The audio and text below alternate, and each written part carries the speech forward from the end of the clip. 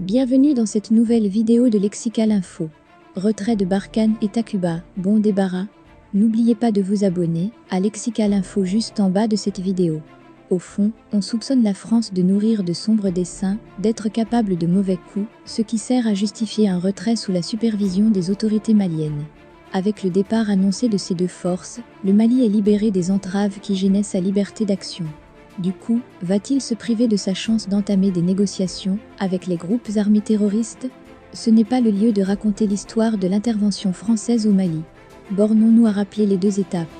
L'opération Serval a engrangé des victoires militairement décisives en stoppant l'avancée des groupes djihadistes vers la capitale, mais elle n'a pas réussi à remplir deux autres objectifs assignés, à savoir la destruction de ces groupes et l'exercice de la souveraineté pleine et entière sur l'ensemble du territoire national. Barkhane, né sur ces cendres fumantes, a assisté impuissante à la perte progressive de contrôle de territoire 80% selon le Premier ministre Choguel Kokala Maïga. Son bilan est flou, et le déplacement de son centre de gravité au Niger, en plus de la force Takuba, n'est pas de nature à changer fondamentalement le problème. La France ne s'est pas ajustée psychologiquement à ces dimensions réelles. Diplomatiquement, elle a longtemps vécu au-dessus de ses moyens économiques et militaires.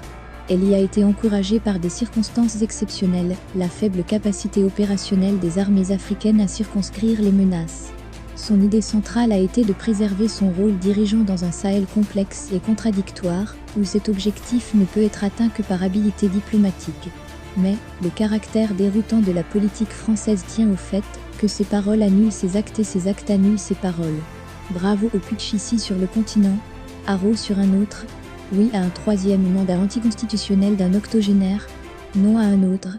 Sans doute cette apparente incohérence peut résulter d'un pragmatisme au jour, le jour que des justifications de façade logiquement incompatibles viennent rationaliser après coup.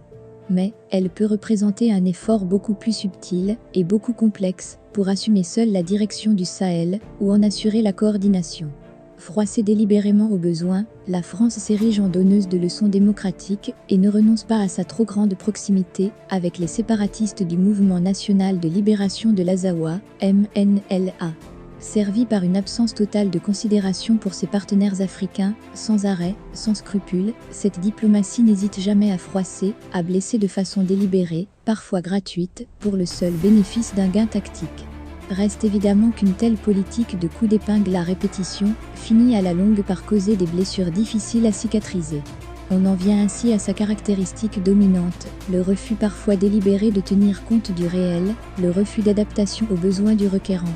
Les faits sont ignorés ou négligés, voire le déni. Le massacre de civils à Bounty, alors que le rapport de la mission des Nations Unies a établi sa responsabilité directe s'ils contredisent l'analyse ou les objectifs recherchés.